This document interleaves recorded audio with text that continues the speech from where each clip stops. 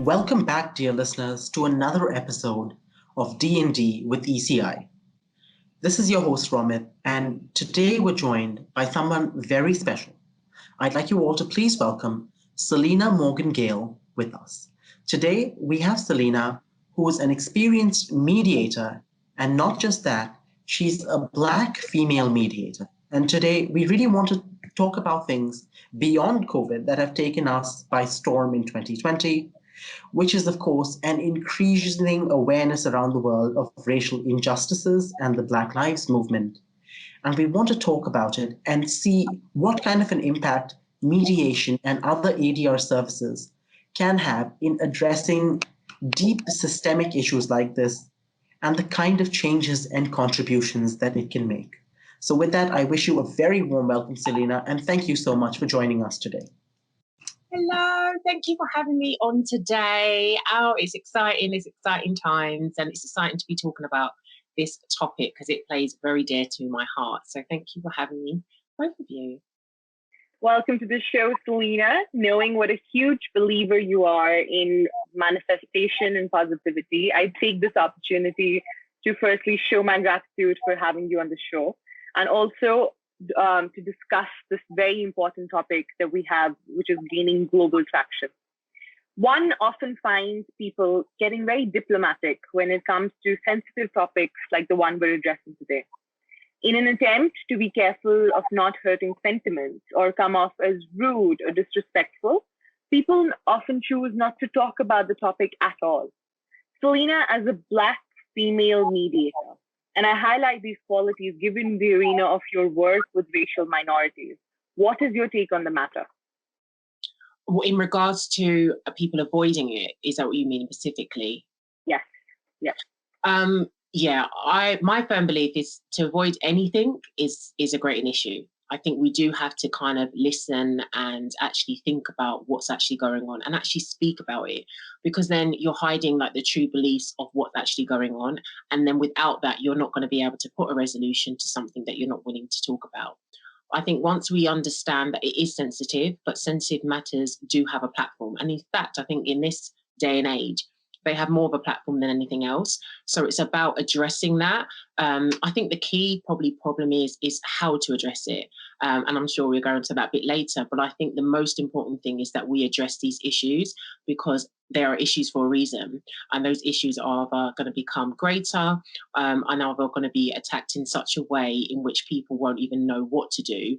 And then you'll feel in a position that you won't basically know what to do and how to attack, that particular situation. So avoidance and ignorance definitely shouldn't be a reason to not address an issue. But the key question would be, how do we address these issues? Selena, a follow-up to that. I agree when you say that avoidance is, of course, not the answer, but it still feels a little bit, some people are just too kind to say things which might hurt somebody else. How does one talk about these issues? Are there specific terms or specific subjects which are okay to talk about? Is it okay to ask somebody what to refer to them as? Is it okay to ask these hard questions? In what manner does one ask them? I think that's an important question. Like you said, it is a question of how you attack it. But I think it's more to do with, yes, if it's a key person that you're talking about or a key culture. And I think one of the things that we mentioned was, being a Black female mediator. And sometimes that forms in the question of BAME, which stands for Black, Asian, Minority, Ethnic background. But I think it's important that there are a lot of people within the community and within the Black community that kind of disregard that kind of title, especially because that title was given from a lot of Americans. But I think it's more so because it kind of is a way where you bundle everyone together. It's a kind of way to say, well, we all have the same issues. Now, that isn't to say that we don't share similar issues with the Asian community and the Black community share with the Asian community, but it's informing that we need to also have our own platforms individually. What issues the Asian community and the Black community may have may differ. And even if they don't, we still need to have our own voice. And I think there's a time in society where we feel like as ethnic minorities, we have to be grouped. And I think that becomes an insult. And when you're outside of that as a different culture or don't understand in the culture, you don't believe that you're insulting that particular person or group of people because you're not addressing their issues individually. And sometimes, you know, people may say, well, you're not addressing the issue individually because I didn't know they were individual. You're both ethnic. But then that's even a form of ignorance, because then you could address it and ask, is it okay? And what does this mean? Without feeling like you're insulting them. If anything, they're going to probably be more inviting, that you're actually trying to find out these questions. So it's not really that you're asking, it's more how, and your deliverance is definitely important. But I think even if your deliverance came off as a way as misunderstanding, I think the curiosity of the person, especially the ethnic person, receiving that information would be more intrigued by you actually, you know, asking, as opposed to the way in which you asked me, because like we said, it's sensitive. I think you're really putting your point across very well here, which is in today's day and age, you simply have to know when you want to take a stand about a particular issue to be heard. You can't just be polite and brush it off. It's important to make sure you're being heard and raise the concern.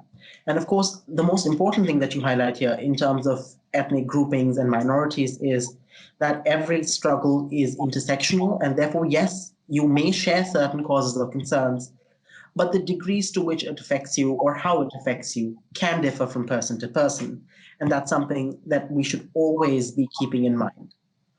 So, in talking about the kind of impacts that racism can have on people, how does this manifest within, say, society in the UK or professional spaces, going beyond the color of your skin? And I ask this because I'm sure that there always has been some kind of an awareness about racial imbalances. In fact, one of the things I can think of is, say, Sidney Poitier in To Serve with Love. But today, in the 20th century, how do these interactions work? What is the kind of role that corporations or firms can play in easing barriers to access? What would you say?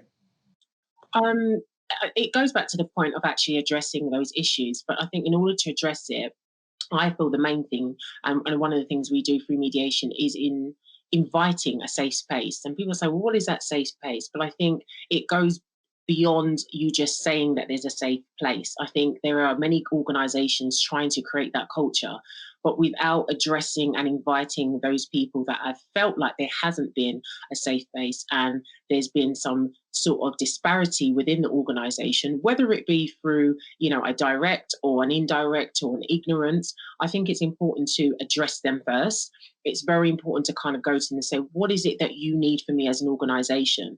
And majority of the organizations, I think they will find that it's far beyond the monetary value. You know, most people think, well, you're only going to ask for reparations, and you're only going to ask for a payout.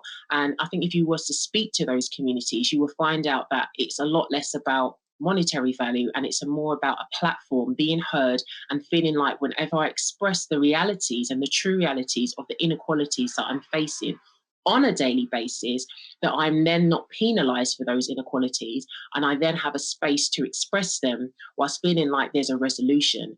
Without the platform to speak on it, without the platform to hear about those issues, and without the platform then to say, what do we do next and how do we do it directly from the people that are being affected, you're effectively just giving lip service.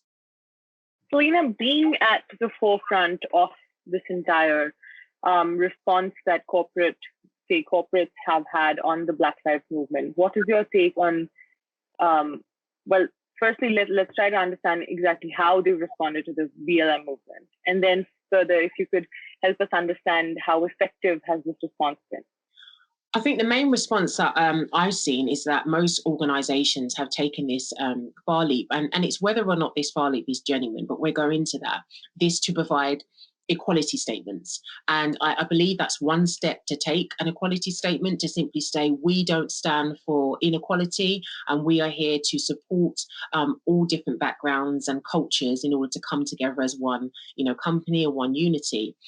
However, there are some companies where they have used this as only a kind of way in which to say, and a display to look a certain way within an organization. And if they're not doing that, I think the people that do work for them that are, you know, have an ethnic, you know, background, believe that that is the case.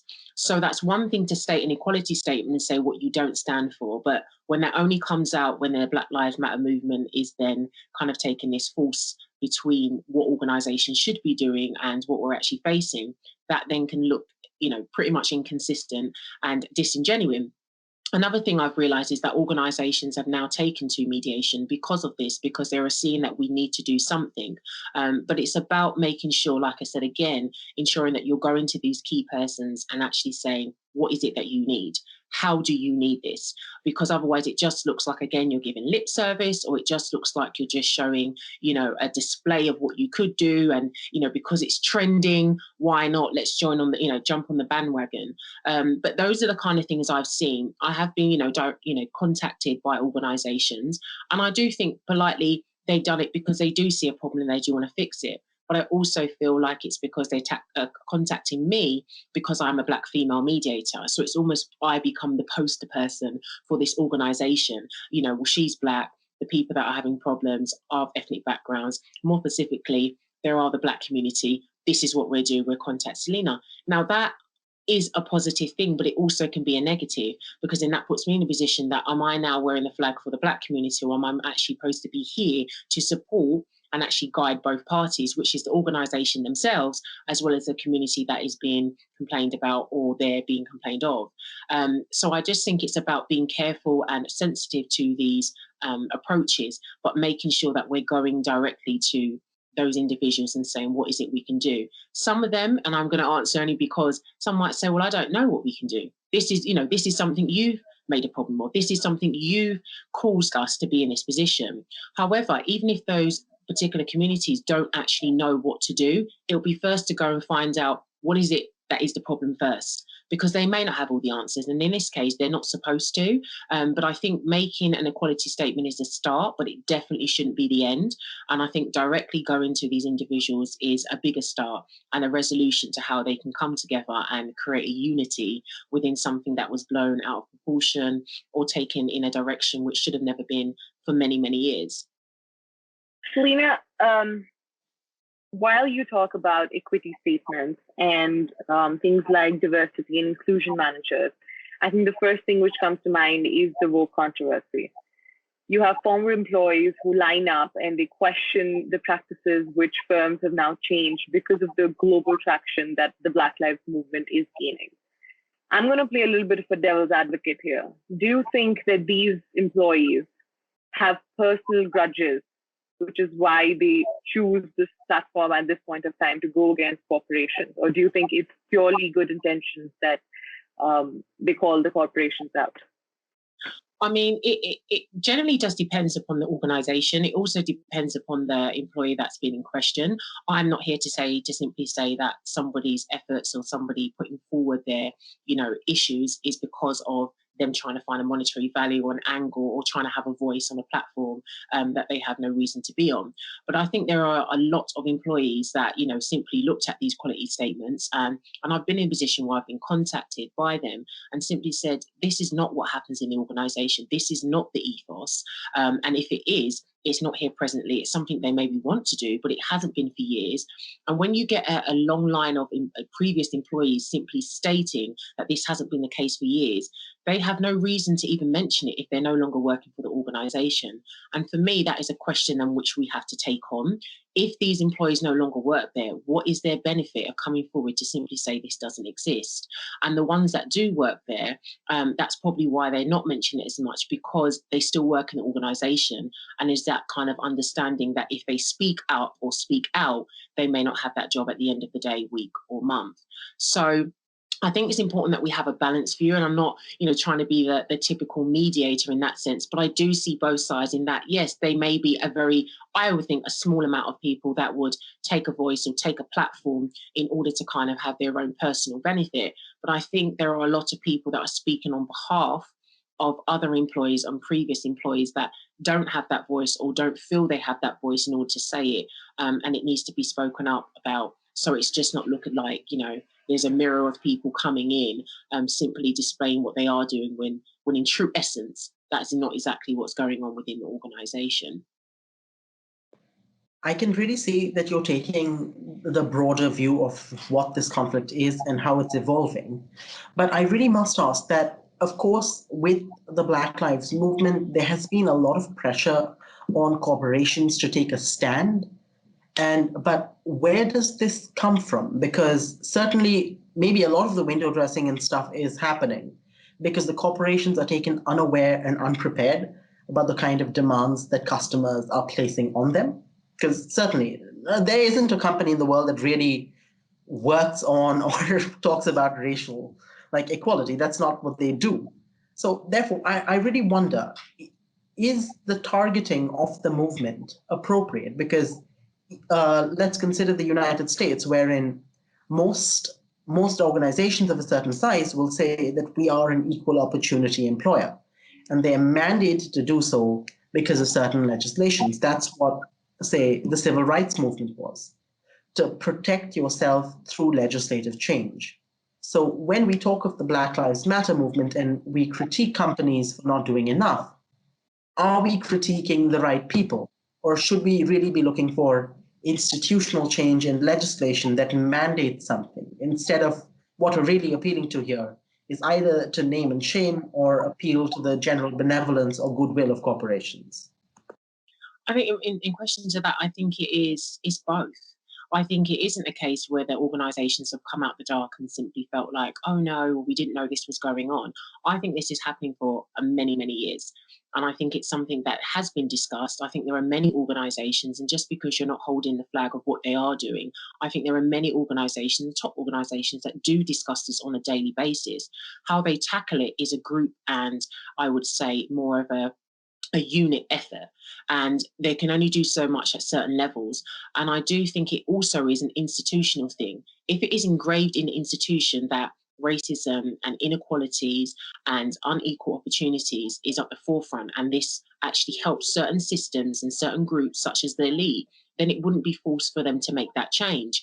However, my view is that if you're able to make small changes, then that effect makes bigger changes. So if one company, especially a company that is well recognized and has the reputation and has the understanding of how these issues works and displays that they are making certain measures and how those measures have actually been put forward within that organization, that then would have what I would call a domino or knock-on effect on other organizations, because it then gives them somewhat of a template to follow.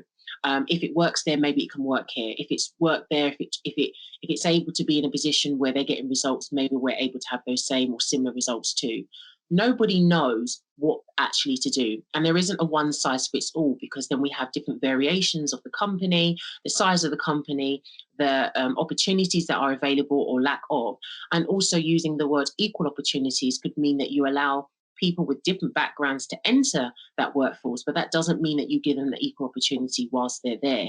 I do think there are many levels to this, and I think one of the main things that organizations need to do is have allies with the Black community and also with Black organizations and Black businesses. Without that, you are then immediately falling short of the understanding of how to do anything and how to resolve anything and to move forward.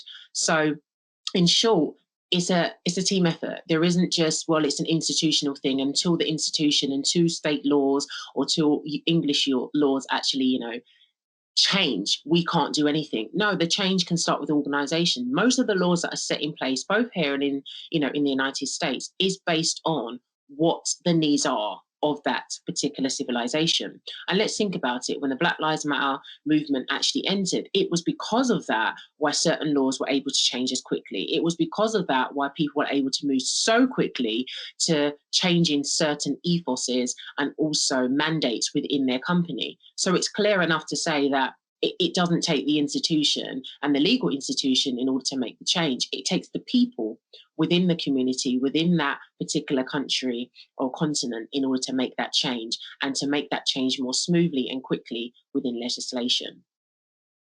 Thank you for that. Also, since we're on the topic of how legislative changes can possibly bring about change, within the UK, I think questions of racial equality have been discussed for a while now. And if I trace my understanding of it back a few years, I would say I first came across all of this in 2014, 2015, when you have the Rhodes Must Fall movement picking up pace. And of course, subsequent to that, I think we have a massive parliamentary scandal about the Windrush generation, how the fact that proof of immigration papers now simply didn't exist and had been destroyed was systematically resulting in people being denied a right of residence or citizenship. I think this also tells us the levels at which racism operates. We often think that it's just discriminating on the basis of how a person looks when you look at them as an individual. But the kind of impacts it has, therefore, are long-standing and long-reaching, because racism itself, of course, is a systematic problem. It's not a one-off, and that's what we really I think we need to acknowledge. So in combating a systematic crisis like this, what is the role that mediation or alternate dispute resolution plays? And I believe this is an important question to ask because, as you pointed out in the beginning, a lot of this is focused on the individual, keeping in mind intersectional concerns. But how does this translate when most legislation treats people as a class or a group of people and you're addressed in that fashion? How can you bridge the divide when you come up against issues like this? Mediation is a good platform because, like I said, it provides a voice, it provides an equal voice, mainly because the individual involved is a neutral third party. The mediator doesn't have an invested interest in either side. There is no side to have an invested interest other than the outcome, which is to work together to come to a solution that's best fits for those individuals or businesses for that particular issue.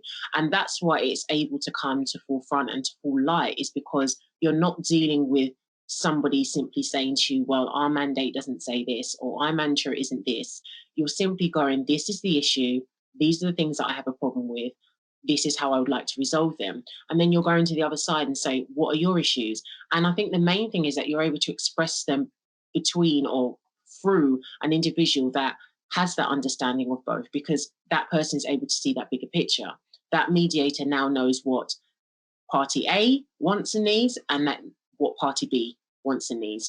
And they're able to express it, hopefully in the best way possible, even if it is a sensitive issue, in order to say, this is what you both need, this is what you both want, how are we going to get there? And it's guidance. You know, that's what SMG mediation does. We guide you. We do not tell you who's wrong, who's right, you know, who should bring this forward or that, but we eliminate any kind of distress that you may be feeling, any anxiety. We make you feel like your voice is heard. We make you understand that it's important to what you have, but at the same time, there may be issues where you may have to compromise in order to get to that resolution. You may walk in with 10 issues, but maybe only 9 of them or 8 of them are met in the way in which you see fit. And it can be subjective, but if you're allowing a platform for somebody to speak on their issues and be heard and feel like their understanding or even misunderstanding matters, it makes a different kind of conversation, and it also makes a different feeling, and it also brings a lot more unity because you're able to see what they really need as opposed to what is needed and what's put upon them. A mediator's role has never been easy, but certainly when we discuss issues like these, how do you gain the confidence of both parties? How are you expected to establish a rapport and tell them that you are here as a neutral facilitator? It must be difficult to make people believe that they matter and their concerns are valid because when you're mediating, you're obviously understood in the manner in which you present yourself. And as a Black female mediator, as you pointed out in the beginning, a company might approach you saying that if we have somebody like this, it looks great in terms of representation and people will automatically see and feel heard. But that's not the function you're expected to perform. And beyond that, of course, most mediators in most cases, I suppose, would belong to the majority community or race that they're a part of. And therefore, how do you overcome a barrier of trust or faith that is certainly present in all mediations, but when dealing with questions of racism, certainly goes up another notch? I think the first thing is it's actually a lot more easier for a mediator to enter. And the main reason is because mediation is voluntary. You haven't contacted me by force. You've contacted me because you need help and you feel I can help you. So it's almost or especially with the initiating party, at least, because obviously you won't know the other side until you've gone through a mediation referral. But you initially know that they want your help. They wouldn't have contacted you if that wasn't the case. I think the main question is, how to provide that help. But I don't really have any issues in regards to being being contacted because I know that they initially want my help and they've made that choice. And it is voluntary. They're not forced to be there. Even if it was a case where there was proceedings against them, the judge would never say you have to go to mediation. Whilst it's highly, suggestive to the stage where it feels like it's mandatory, the choice is yours. And I think that's what makes it a bit different. So I never have to question my role as to whether or not I'm necessary and whether or not they want me. They've already picked me by contacting me. They've already picked the side of wanting to be better and do better and resolve this issue.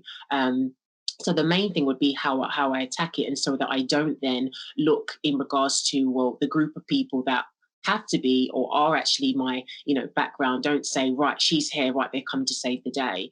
I will save the day in making sure that both parties, but as long as that's said at the beginning, and I make very strict and very firm guidelines at the beginning, that I am not here to support one side more than the other. It doesn't give me any invested interest to do that. And it also doesn't help you as individuals or businesses. And once they're aware of that, and I think once they warm up and I get them into the role of actually being able to speak and remind them on several occasions that whatever they're expressing to me is confidential and this won't be put forward unless you've allowed me and given me the consent, it allows them to speak more freely. I think the only time it actually shuts down is if they're in another room with someone they feel they don't understand. And that's more the issue. But then that's for me as a mediator to try and, move that forward and make sure there isn't any roadblocks into that communication and conversation, and obviously ultimately resolution to lead to a settlement. Selena, you shared a very strong sentiment when you said that you don't doubt yourself when the parties approach you, and all you do is place that confidence in the process and yourself and move and facilitate the conversation forward. As a mediator, how do you deal with having difficult conversations, especially when there is no right answer to be had, or at least nobody's found the right answer yet, which is why we're continually faced with this problem? How do you make sure that parties are able to communicate effectively? And perhaps more than that, because this is a job you do day in and day out, how do you as an individual deal with the kind of stress that comes with working in high-strung environments like this every day? So firstly, I would say it isn't as difficult to deal with these conversations, more because I come with an open mind. The same things I would say to my parties, that you have to be open and free in this, which is very difficult because we are living in a society where it allows us to some degree to be closed-minded. But I come with an open mind. I come with, believing that there may be difficult conversations, there may be different characteristics, there may be personality traits that doesn't suit with mine. But I don't actually ponder and delve on that. My main focus is, how am I going to get through this? And I'm seeing it as, it's like a 4-course meal. How do I then make sure that this meal is then finished at the end of it? That is my main goal. So anything such as personality traits that doesn't, fit into mine or to each party isn't any of my concern. My main concern is, how do we move past that? Because a lot of it is ego and a lot of it is emotion. And that's why we're there in the first place, because one person or one party believes that their emotion or view or issue is bigger than or greater than the other. But it's my job. So I come in there full and with the readiness to kind of tackle it and say, right, we know there are issues. You're not wrong. You're not right. You're not right. You're not wrong. However, whether you're wrong or right, how do we get through this? And I literally paused. How are we going to get through this? And if I was to mention, like, what if this continues? How is it going to feel? What does your life look like? What does the business environment look like? These are the difficult questions. So then they become like, oh, wow, maybe it's not as bad. Or if it is, I didn't think about that. My job is to make sure that they see that these issues are entrenched, they are big, they are important. But what's more important, you have an environment that you love and you enjoy, you're having a workforce in which you can come to and not feel stressed. Or was it more important that this issue isn't going on and that you don't feel like you can play a part in it and you can make it better? So my focus is more about what I can do as a person, as opposed to how these characteristics and traits are going to be affected by me. In regards to your latter question, which is how I deal with the stress, it can be very tiring. And I think more so it's not tiring because of the issues, it's tiring because it can be a long day. And even without the day being long and it's a half day, you're doing a lot of talking and listening, and you're tapping into senses that even if you're trained to do it, that takes a lot of energy from you. Now, I have extra levels of energy because I care. That's not to say mediators out there don't care. That's not to say people don't care. But when you're entrenched on trying to be the best you can be as a person, let alone as a professional, the energy levels, yeah, are depleted. But the way in which I kind of get through it is just say, how have I helped them today? How have I done the best that I can do? How have I been the best person I can be? And once I've done that, the energy kind of flows through me and I'm ready for the next one, whether it's the next day or a few days after that. So that's what I kind of focus on. But yeah, it's not the people that makes the work difficult. I think it's more to do with the energy that I give and that I put into ensuring that I can give the best of the best to what they've actually asked for, and maybe even supersede that at stages. Selena, as a leader in the industry, as somebody who has spoken about manifestation and is a strong believer in the power of the universe, and as you just spoke about how it's very important to replenish one's energy, given that there are so many negative emotions that surround us, given it could be world affairs, it could be things happening personally, it could be something in our professional life. As students, as law practitioners, as mediators, do you have specific tips on, say, how you deal with mental health and how you deal with keeping positive? Yeah, I do actually have quite a few. Actually, I'm smiling away because one of them actually is smiling and laughter. laughter. I think I actually found the other day that there was actually laughter therapy, and I thought, well, if that's the case, I've been doing it all my life then. So I don't know if there's specific practices in regards to that, but laughter is definitely one of them. I mean, I have a large family. I'm very family orientated, and we are just always laughing. Joking about each other, at each other. We don't take ourselves too seriously. So laughter is definitely one of them. That definitely helps to release the endorphins.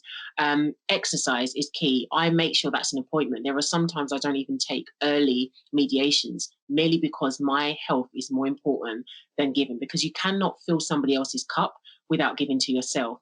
And I believe that if I'm unable to do that, then I'm able to be a person and a good human being to myself, which means then ultimately I'm not able to be the best professional I can be to you. So exercise is another one. Another one would be singing and dancing. I am a firm believer of just singing and dancing. I've had a background in doing that, so I just kind of love to do that. And it kind of releases, another, of endorphins as well. But I just think doing things that you enjoy. And the main thing in the morning, because I'm a very spiritual person, I always speak to the Lord God. I give everything to God, even the things that could be considered as the most minuscule things. I give it to him first, and I start my day with, my prayer, and I also start with affirmations and more so declarations now. But I declare to myself what I want my day to look like, what it is, as opposed to what I want it mainly to look like. And with those things and those practices, it has enabled me to have a much more better day and productive. I have found at times where my days have started a little bit more earlier because I've decided to do a bit more work and kind of forgotten to do the prayer, and I've realized the effect it has. If I don't start the day with my Lord God and obviously my declarations, my day, it just kind of falls to pieces. So I would say prayer, affirmation, start it first, end the day with that if you can. Do a little bit of exercise, find a way to release those endorphins. I do that for exercise and laughter. And I would definitely say find something that you enjoy doing, which in my case is singing and dancing. And that always releases it, even when you're in a bad mood. Well, Selena, I want to end this on a positive note. So I go back to your list of achievements, and the first thing which catches, I think, all of our eyes is that you were a finalist in the Best Business Women Awards in 2019. Now, in this industry, we see very few, in fact, almost none Black female mediators. What is your message to any female out there who wants to start out her own practice, step into the door, and become as successful as you are? I would say go for it. I mean, this goes for anyone across the board, whether you're a mediator or not. I 100% go for it. Do you know what? The best thing you can invest in is yourself. And people say that, but it really is the best thing. If you don't put that investment and that belief into yourself, don't expect others to do it. And especially at the times, I would say this is when it's really difficult. And this is where I think even for me, my faith is tested. It's in those times you think you can't. It's in those times you feel like the challenge is a lot more bigger than you can even see or even feel. Those are the times you need to invest in yourself that little bit more, because, there isn't anything where you can put in all these seeds and it will not sow. So bet on yourself, make a big bet. When I entered this industry, I had no idea what mediation was. No idea whatsoever. I done it as an extra accreditation on my BPTC course, which has now given me the best career, and I've been going for nearly 7 years. And I didn't actually send out my CV. Now, that's not to say anyone should do that, but I took a bet on myself because I believe that if I send out my CV, I've got a plan B, which is good. However, in my case, I needed to make sure that I put all my eggs in one basket because it allowed me to say, I can't fail. There is no way I can fail because there is no plan B. So if you're able to bet on yourself, invest on yourself, give yourself that, pep talk, especially when you're down, anyone can do anything. I've achieved as much as I have in a short space of time. I never set out to be an award-winning company. I set out to be a mediator that's passionate about law and that can help others. And that still runs very true today. However, on the way, when you're giving and when you're allowing and being genuine in what you're doing, yes, you will pick up a few awards. Yes, you will, pick up a few pats on the back. But I think it's important to be your best and only competition. It's important for you to push yourself as hard as you can, whilst allowing yourself that at those times where it's a little bit hard, give yourself that break. It's okay. But to believe and know that it will come, one day, because at the beginning it's always hard. But towards the end, it gets a little bit more, I would say, easier because you're able to deal with it. So be the best you can be by putting and pouring into yourself. Fill that cup fully up so that you can give on to others. Thank you so much, Selena, for that. And now, with your permission, I'm going to do a short summary of everything that we've discussed before wrapping up. Is that okay? Yes, that's fine. All right. So thank you for staying with us, listeners. And just in case you missed anything out, and you really shouldn't have, today we have with us Selena Morgan-Gayle, who runs the practice SMG Mediation, which, by the way, also stands for Settlement, Mediation, and Guidance. And we are truly indebted to you for having guided us through difficult conversations today about how to tackle racism and how to deal with these systematic inequalities that we see cropping up in mediation and how they're to be best addressed. In furtherance of this theme, one of the first things we looked at is how do you address these concerns? Because though they may seem to be grouped issues, the persons they affect are individuals. And every individual, to whatever degree they're affected, are different. So we touched upon the importance of having an identity that's your own, that you prioritize, and therefore the intersectionality of it all. This is something, of course, that mediation allows for and encourages, really, because you as the party are in charge of how you'd like your proceedings to go. And the importance of really having and finding your own voice, something we see coming up with the description of BAME as a class indicator. This is something that's been imported from the United States per se, and it's important to develop an identity and speak for yourself. So that's really the buzzword that we have, which is you need to know when to take offense, I must say, or decide when you have to step in and speak for yourself, which also ties in very well with the advice we ended with, which was for tips for future mediators, aspirants, anybody who wants to see themselves in this field, especially if you're a minority. What's worked for Selena has been to bet on yourself.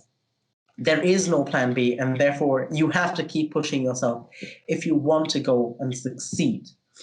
Beyond that, of course, as an individual practitioner, we've talked about how to manage the kind of high-stress environments we work in and what are the challenges we face when in these scenarios. What's interesting is Selena believes that it's not the people or the conversations that you're having that makes it difficult, but how much of yourself are you able to put through and really commit to the process. So it's not the people, but the amount of yourself you're really able to invest in a dispute, which is what makes this especially draining for mediators, because you're playing a neutral role. You're there to facilitate, you don't evaluate, you don't tell parties what to do, but yet you have to give it your 100% for extended stretches of time. And therefore, of course, it's always important then to be able to refresh and recharge your batteries, which is something Selena also believes in. One of the taglines you'll find on her website is refresh your day and mediate away. So in terms of being refreshed and able to put in your 100% every day as a mediator, Selena recommends that laughter is, of course, the best possible medicine. So maybe attend a few stand-up comic shows, but beyond that, do something that you really enjoy, which for Selena is singing and dancing. And of course, you must remember that you never walk alone. So for Selena, certainly it's most helpful to say a little prayer every now and then when you start your day and when you end, which really gives you the confidence to give it your all and see yourself through. With all of this, we've also touched on the kind of responses that we've seen to awareness that's now developing yet again about racism. The desire, of course, is to make this a sustained conversation and have lasting change. But something unique we've seen this time around with the Black Lives Matter movement is the kind of involvement and the demands that we place on companies and corporations to take a stand. This is quite distinct from what we've seen in the past, wherein you've had entire movements for social and legislative change, like the civil rights movement. And today we see a kind of partnership wherein we see that it's not just through legislation that you can achieve changes alone. Often the work culture or environment does seem to be in compliance with law. So you might have equal opportunity to step into the firm, but once you've got your foot through the door, it becomes difficult to make progress beyond that. So the importance, again, of having local connections and local contacts with the communities you're trying to work with or who work for you is essential if you want to make a lasting change that isn't just a knee-jerk reaction or window dressing. With that, we've also touched on the difficult choices you face as a mediator when you're approached with instances like these, where you'd want to be appointed because of the kind of person you are or the community that you represent. In which case, of course, it's most helpful to remind yourself that mediation is a voluntary process, which means that people are coming to you because they want a change and they wish to seek help, which therefore enables you to work and function exactly as you're supposed to as a third person facilitating the conversation, rather than being seen as a representative of a group or a community whose demands you're only now finding yourself able to recognize and engage in conversation with. Thank you, Selena, for helping us cover all of this wonderful content. This is certainly an episode I'd recommend everybody revisits every once in a while. It's been a pleasure having you with us. Thank you so very much. Thank you very much for having me. Thank you so much, Selena. Thank you, viewers. And also, please remember, refresh your day and mediate your dispute. Thank you so much. Have a great day, everyone.